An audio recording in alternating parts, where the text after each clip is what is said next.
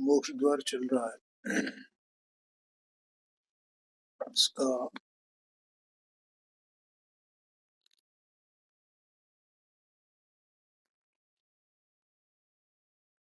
ये 47, 48, 49, 50 जो ज्ञानी जीव के संबंध में है,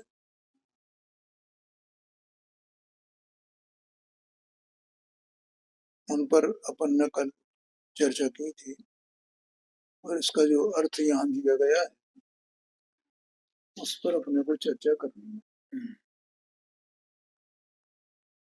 और उस चर्चा से पहले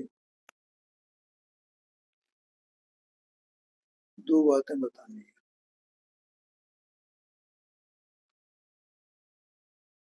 पहली बात तो इसमें जो जीव को अज्ञानी कहा गया ना, अभिमानी अभिमानी कहा गया, अभिमानी। तो क्या है कि जीव मिथ्या दृष्टि होता है, उसे कर्ता बुद्धि होती है, तो वो इसका मतलब ये हुआ कि वो कर्तापने के अभिमान में रहता है।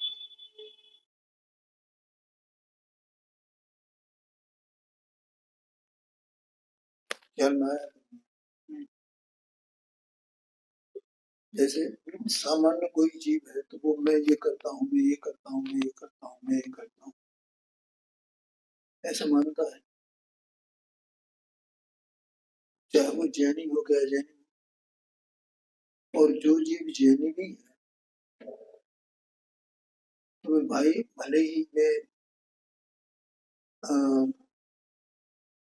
द्रव्यलिंगी मुनि हूँ, लेकिन उसे भी कर्तापने का अभिमान रहता है। मैं ये मोक्ष मार्ग को मैं पालता हूँ, महाव्रत में पालता हूँ, इसलिए उसको अभिमानी कहा। दूसरी बात ये है, कल मैंने बताया कि वे पापी हैं। इसमें वो कल अपने से चूक हो गई थी। 134 पेज पर निर्जरा अधिकार में नीचे 5 नंबर का कलश है, 5वें नंबर का।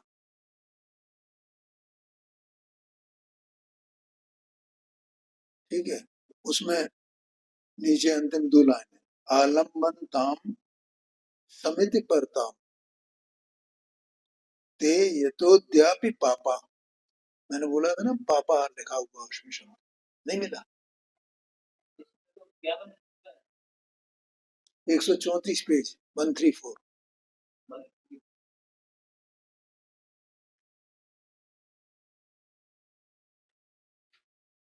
निर्जर अधिकार का है ये।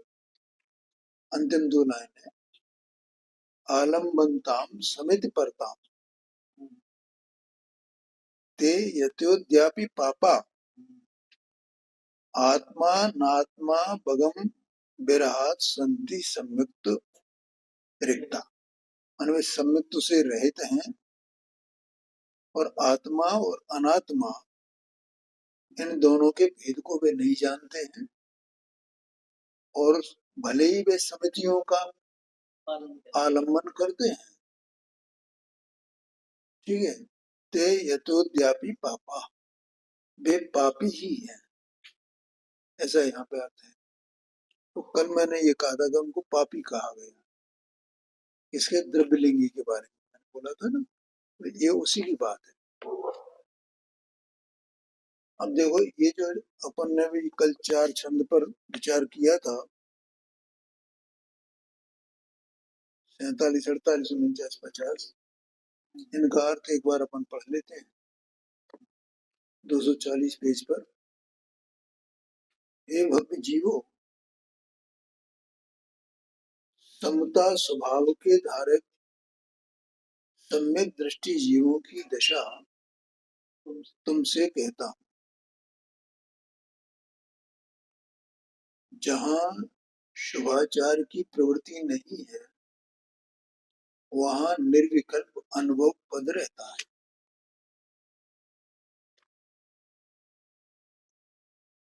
ठीक है, माने जो जीव है वो मोक्ष मार्गी है, तो वो जब निर्विकल्प अनुभव में होता है तब शुभाचार की प्रवृत्ति नहीं देखी जाती। जो सर्व परिग्रह छोड़कर मन वचन काय के तीनों योगों का निग्रह करके तो बंध परंपरा का संवर करते हैं, माने उसका निरोध करते हैं अपने पुरुषार्थ से, अपने स्वरूप का आलम्बन करके, अपने स्वरूप में निमग्न होकर के वे बंध की जो परंपरा है उसको रोक देते हैं। जिन्हें राग द्वेष मोह नहीं रहता वे साक्षात मोक्ष मार्ग के सन्मुख रहते हैं।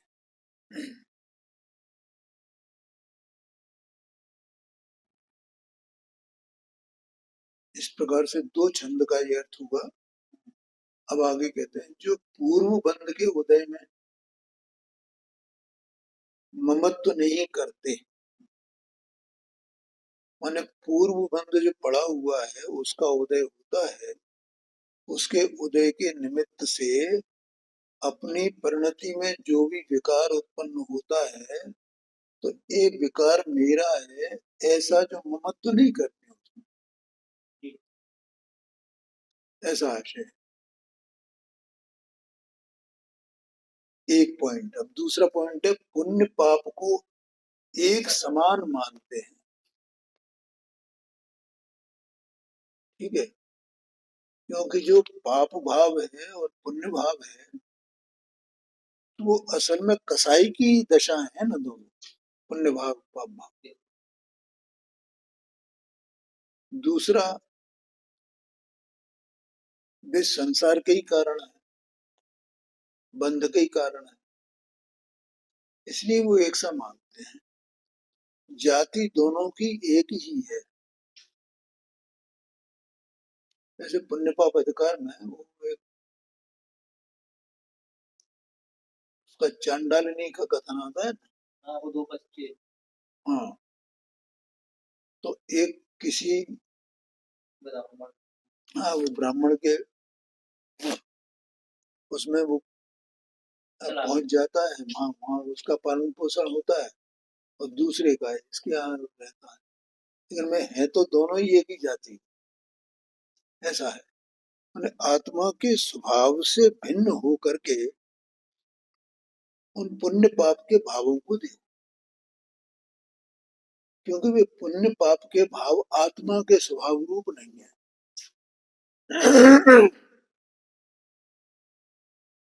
ठीक है, अब उन पुण्य पाप के भावों के कारण को देखो। इसका मतलब ये हुआ कि आत्मा का जो स्वभाव है वो पुण्य पाप के भावों का कारण नहीं है, तो कौन कारण है? वो जो पूर्व बंध है उसके उदयजन्य भी भाव है, और पूर्व बंध पौद्गलिक है, अचेतन है, तो तज्जन्य में पुण्य भाव पाप पाप भाव है। ठीक है, तो जिस कर्म का उदय आ रहा है उस वो कर्म पौद्गलिक है ना, तो कारण तो एक ही प्रकार का है ना, तो कार्य भी एक ही प्रकार का होगा ना। क्या कहा? बिल्कुल, कार्य भी एक ही प्रकार का होगा। हाँ,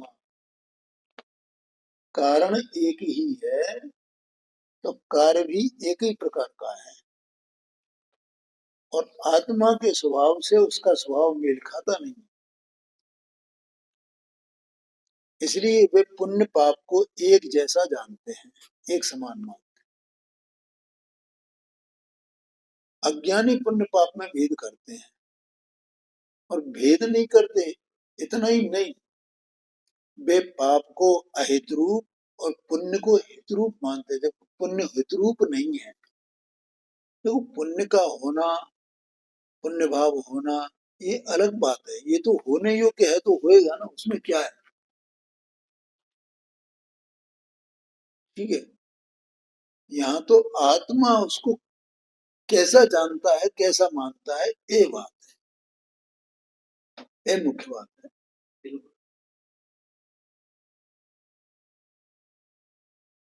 कि वो भाव जो है हितकारी है कि अहितकारी।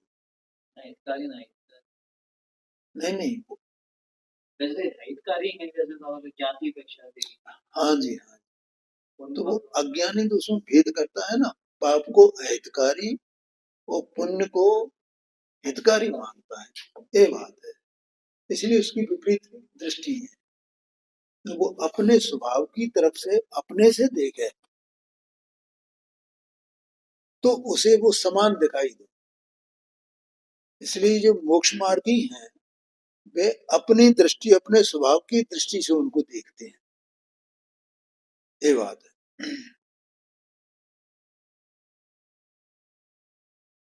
तो पुण्य पाप को एक सा मानते हैं, अंतरंग और बाह्य में निर्विकार रहते हैं। माने बाह्य में भी उनकी सौम्य व्यवहार रहता है और अंतरंग में भी उन्हें कोई विकार उत्पन्न नहीं होता। जिनके सम्यक दर्शन ज्ञान चारित्र गुण उन्नति पर हैं, माने सम्यक दर्शन ज्ञान चारित्र उनके उसमें वो आगे बढ़ रहे हैं। ऐसी जिनकी स्वाभाविक दशा है उन्हें आत्म स्वरूप की दुविधा कैसे हो सकती है, मन उसके बारे में शंका या विपर्य या अनध्यवसाय कैसे हो सकता है। वे मुनि क्षपक श्रेणी पर चढ़ते हैं, मन ऐसे ही मुनिराज जो हैं वे क्षपक श्रेणी पर आगे बढ़ते हैं और केवल ज्ञान को प्राप्त करते हैं, ऐसा आशय है। अब यहाँ सम्यक दृष्टि जीव की वंदना करते हैं। एह विधि जे पूर्ण भय अष्ट कर्म बन दाय, तिनकी महिमा जो न के।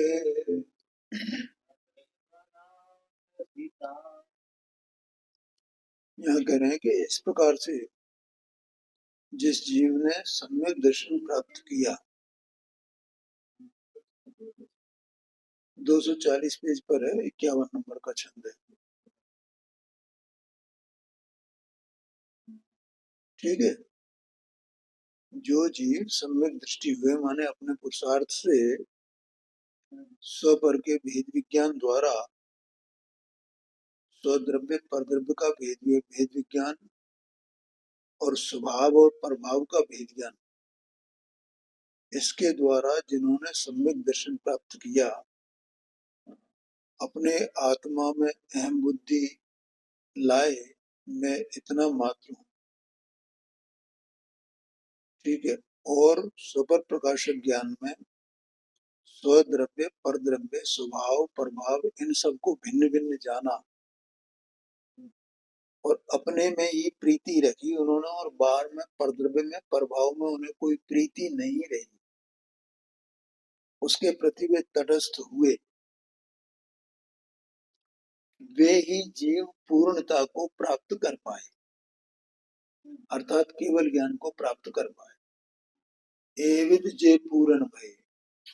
ठीक है, अष्ट कर्म वन दाय, 8 कर्म रूपी जो जंगल है उसको जला करके, उसको जला दिया उन्होंने, तो 8 कर्म जल गए। अब वे उन कर्मों से और कर्मोदय जन्य जो विभाव भाव है उनसे और बाहर के संयोग उनसे सबसे रहित हो गए ना। 8 कर्म जल गए तो क्या हुआ, स्वाप प्रकट हुआ। हाँ जी, माने इनसे द्रव्य कर्म, नो कर्म, भाव कर्म से रहित हो गए, ऐसा आशय है। इसलिए ये अष्ट कर्म बनता है। आठ कर्म को जला दिया, उसका जंगल जल गया, तो हुआ क्या? हाँ, कि जो द्रव्य कर्म, भाव कर्म, नो कर्म, इनका जो जंगल था जिसमें ये भूला हुआ था, जंगल में भूल गया, अपना मार्ग नहीं पा रहा, घर नहीं प्राप्त कर पा रहा, मैं अपने नगर को, अपने घर को कैसे पहुंचूं? ठीक है, अपने पुरुषार्थ द्वारा उसने जला दिया, तो उसे अपने घर के रास्ता मिल गया। तिनकी महिमा जो लगे, अब उनकी महिमा को देखने वाले ऐसे पंडित बनारसीदास जी साहब उन्हें नमन करते हैं, ऐसा आशय।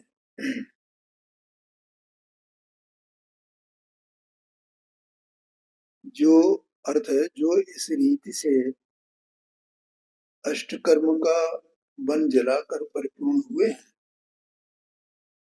उनकी महिमा को जो जानता है उसे पंडित बनारसी दास जी नमस्कार करते हैं। ऐसा भी अर्थ किया है और वैसा भी अर्थ किया जा सकता है। दिन की महिमा जो लगा, तो वो कौन है देखने वाला? तो पंडित बनारसी दास जी है, जिन्होंने इनकी महिमा को जाना है, इसलिए वो उन्हें नमस्कार करते हैं। और दूसरा ये भी अर्थ निकलता है उसमें कि उनकी महिमा को जो जानता है, तो उनकी महिमा को कौन जानेगा? सम्यक दृष्टि ही जानेगा, अज्ञानी नहीं जानता है। ख्याल में है ना? देखो, जैसे अपन यहाँ दर्शन करने आते हैं भगवान,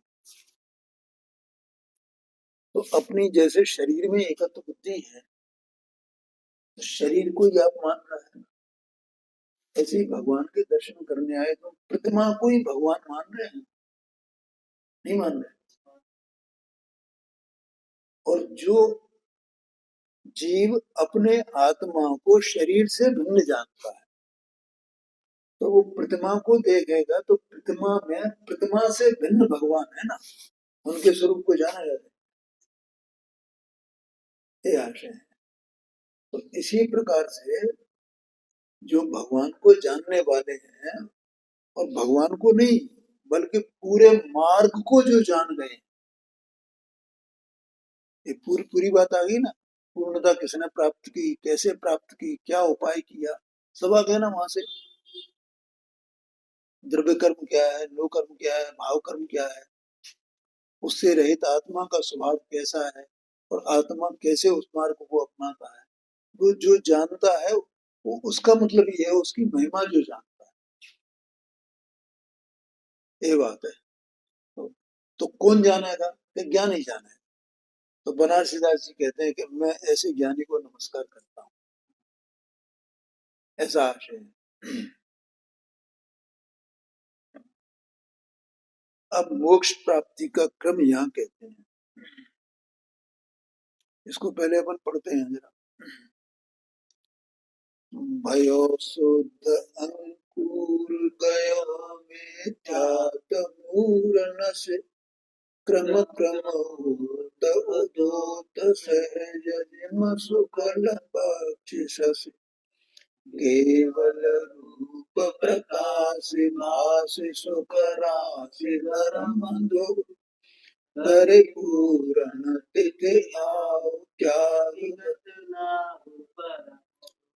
एह विद अनन्य प्रभुता धरत, प्रगट गुण सागर थयो, अविचल खंड अनुमेय कहे।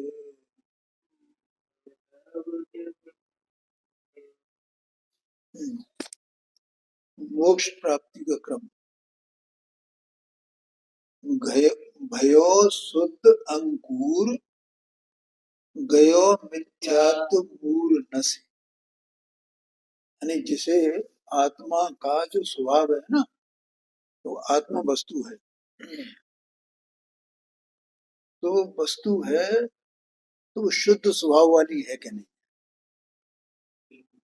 हाँ, कैसे? ऐसे कि जैसे सोना खान में पड़ा हो,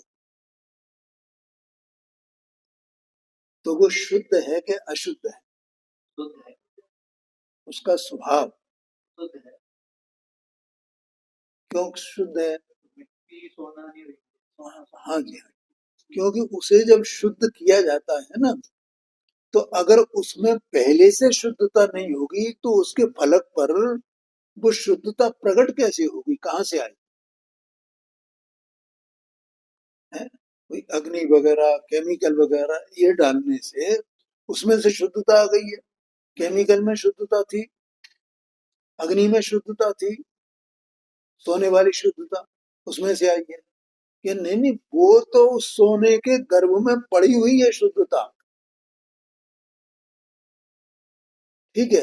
बस उसकी जो मलिनता थी उसे हटाना था, जो संयोग में अन्य द्रव्य उसमें मिल गए थे उनको हटाना था। वो तो शुद्ध ही है स्वभाव से, ऐसा है कि नहीं है? ऐसे ही आत्मा जो वस्तु है वो स्वभाव से शुद्ध है। अब जैसे वो सोने को शुद्ध किया जाता है तो वो कुछ न कुछ केमिकल वगैरह ये डाले जाते हैं, तो ये डालने पर उसमें से वो क्या कितने 12 ताव कहे जाते हैं, 16 ताव, 16 ताव, तो वो उसमें से वो पहला ताव लगा तो कुछ शुद्धता अंश प्रकट हुआ क्या नहीं? क्योंकि अगर वो नहीं होगा तो 16वें ताव पर पूर्णता शुद्ध कैसे हो, शुद्ध की पूर्णता कैसे हो? इसका मतलब वो पहले ताव से ही उसमें शुद्धता आनी शुरू हो, ठीक है। ऐसे ही जीव ने जो भेद विज्ञान रूप है ना, एक केमिकल डाला उसमें, इसमें उपयोग ने सेम ही ऐसा ए न्यारा ए न्यारा ऐसा समझ करके उसको जैसा आगम में बताया वैसा वैसा चिंतन विचार निरंतर पुरुषार्थ उसको ये ऊपर ऊपर से ये सब समझ लिया जैसे अपन लोग समझ रहे हैं। सोने का उदाहरण दिया, अभी इसमें चंद्रमा का भी उदाहरण है। हाँ जी, हाँ, ठीक है। तो वैसे वो उसका अंश प्रकट होता है और उसको अंश को प्रकट करने वाला आत्मा ही है। उसके द्वारा जो पुरुषार्थ किया गया है वो स्वयं आत्मा ने किया है। ये देह मन वाणी का कोई पुरुषार्थ काम नहीं आता है।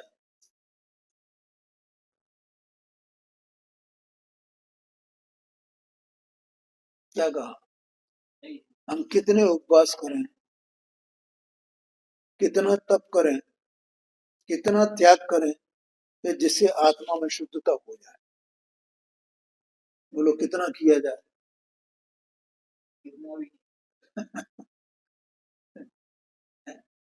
भैया उससे नहीं होगा, वो नहीं होता है ये बात नहीं है।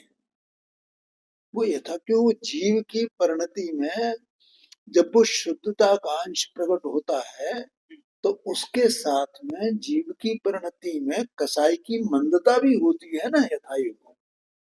और उस कसाई की मंदता का और बाहर के व्रत तप इत्यादि जो क्रियाएं हैं इनका निमित्त निमित्तक संबंध है। तो वो नहीं होता है ऐसा नहीं है, लेकिन कोई ये सोचे कि ये मैं अपना पुरुषार्थ मानू, उसको स्व पर का जो स्वरूप है उसको जानने का ये पुरुषार्थ न करे और केवल वो व्रत तप शील संयम त्याग इन पर ही वो आत्म को रहे तो भाई मैं इनसे ही कर लूंगा, मैं तो काफी करता हूँ ना, यही बात है। इसलिए उससे नहीं होता है। तो जब ये जीव स्वयं माने वो जीव की ताकत, जीव ही पुरुषार्थ करने वाला, जीव ही अपनी शुद्धता को प्रकट करने वाला और उस शुद्धता का लाभ जीव को ही मिलने वाला है, कोई दूसरा उसका लाभ लेगा? कोई दूसरा लाभ लेने वाला नहीं, कोई दूसरा उसके पुरुषार्थ में किसी भी प्रकार से कोई सहयोग करने वाला नहीं। समोशर में पहुंच जाए तो इतने मुनिराज वहां हैं, गणधर महाराज वहां है, भगवान साक्षात विराजमान है, तो वे कुछ सहयोग कर सकते हैं इसके पुरुषार्थ में कि भाई हम तेरे पुरुषार्थ में सहयोग करते हैं, कि वो पुरुषार्थ उसे स्वयं ही करना हो। ये बात है। और स्वयं क्या, स्वयं का स्वरूप क्या है? ज्ञान दर्शन, अपना जानना, अपना मानना, अपनी श्रद्धा। तो आप यथावत जैसा वस्तु का स्वपर का स्वरूप है वैसा यथावत जाने, वैसा यथावत प्रतीति करने का प्रयत्न करें। पहले आगम से जाने, ठीक है, और फिर उसको आगम से जान करके मेरे प्रतीति ऐसी ही हो, ऐसा प्रयत्न करें। और ऐसा प्रयत्न करेगा तो उसे वो प्रतीति होगी भी, और जिसको हो गई इसका मतलब उसके शुद्ध शुद्धता का अंश प्रकट हो गया।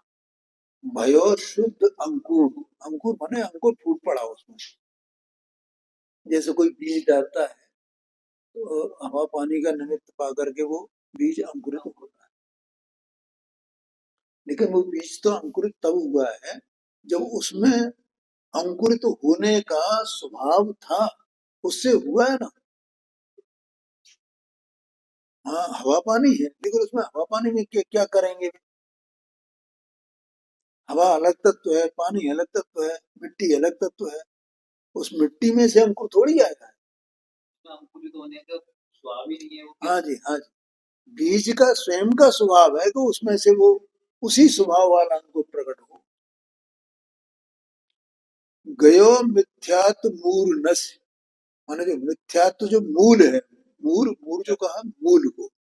जैसे एक पहले आया था बहर, बहर का मतलब बहलना, बहलाना, ऐसा अर्थ अपन ने किया था। ऐसे यहाँ मूल शब्द माने मूल, तो मिथ्यात्व जो है वो मूल है इसका, संसार का। तो मिथ्यात्व का वो मूल जो मिथ्यात्व है संसार का, उसका नाश हो गया। सबसे पहले किसका नाश होता है? मिथ्यात्व का नाश होता है। ये बात है। माने वस्तु स्वरूप यथावत जैसा है वैसा का वैसा वो वैसा भाषित होने लगता है। इसके बाद कहते हैं क्रम क्रम होत उदूत, माने उसका उद्योत, उसका प्रकाश धीरे धीरे बढ़ता है। माने वो शुद्धता वाला प्रकाश। कैसे? सहज जिम शुक्ल पक्ष सस्य, ये सहज ही होता है। जैसे शुक्ल पक्ष में चंद्रमा होता है, अभी ये शुक्ल पक्ष चल रहा है ना, तो दोज का चंद्रमा, फिर तीज का चंद्रमा, फिर चौथ का चंद्रमा, ऐसा ऐसा वो उसमें धीरे धीरे बढ़ता जाता है। ऐसे ये भी इसमें क्रम क्रम से इसकी शुद्धता बढ़ती जाती है। जितनी जितनी शुद्धता बढ़ती है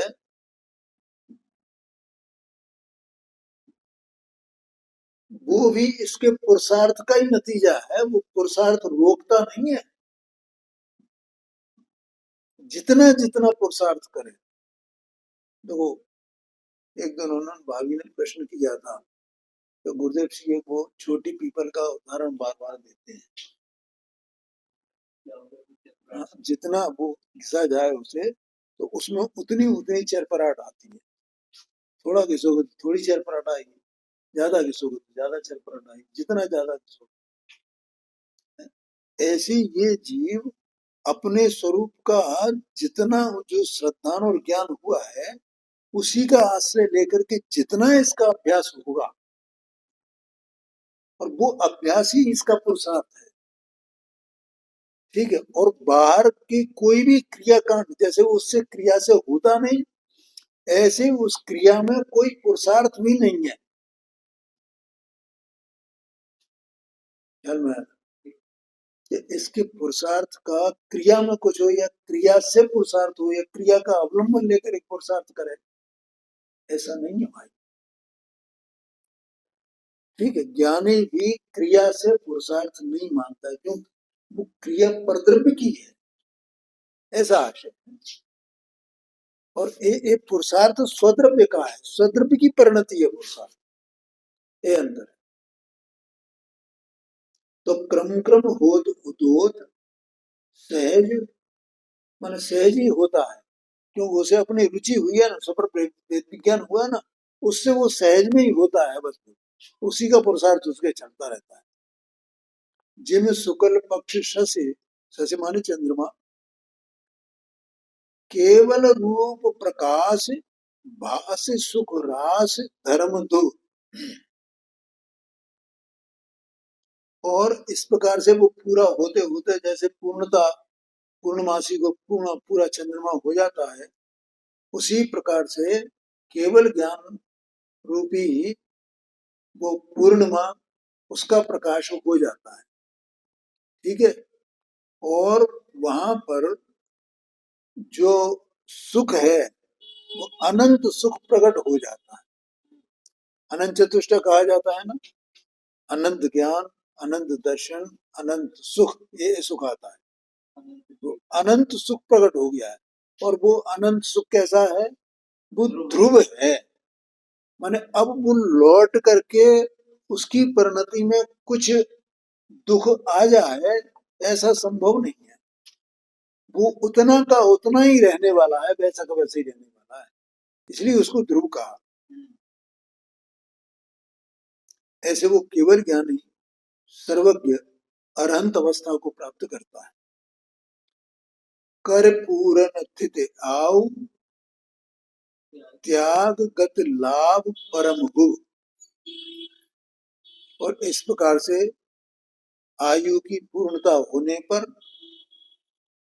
शरीर इत्यादि जो है वो उनका वो छूट जाता है, उसका माने वो त्याग हो जाता है अपने आप, और परमात्म पद को माने सिद्ध अवस्था को प्राप्त कर लेता है।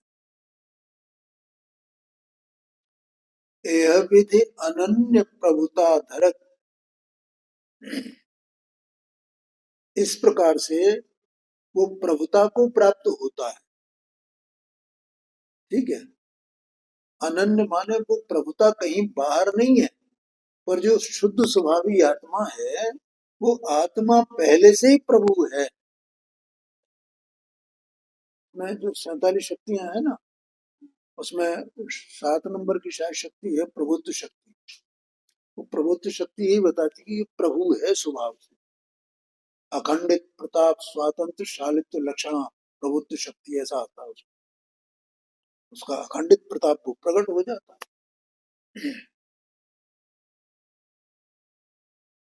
प्रगट बूंद सागर थयो, अब ये तीसरा उदाहरण, अपन ने सोने का उदाहरण लिया, फिर चंद्रमा का उदाहरण, और तीसरा ये बूंद का उदाहरण। तो जो बूंद थी वो समुद्र बन गई। आया कि नहीं आया? है? पहले जब इस जीव ने भेद विज्ञान पूर्वक आत्मा का अनुभव पहली बार किया था, तो उसे अतीन्द्रिय आनंद की कणिका, उसका स्वाद प्रकट हुआ था। वो कणिका थी, वो बूंद जैसी थी, और अब वो समुद्र जैसा बन गया। ये कहते हैं अविचल अखंड अनुभव अखय,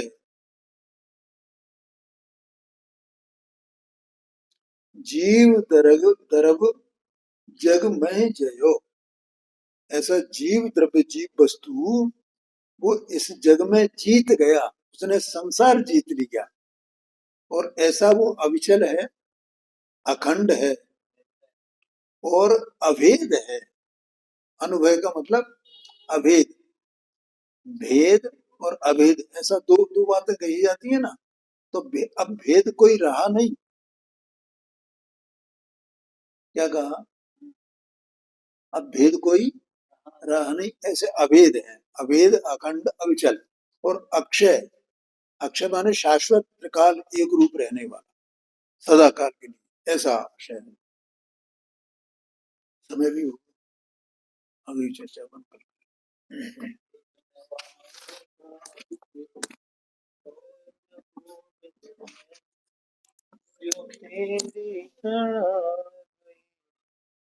पावे सुख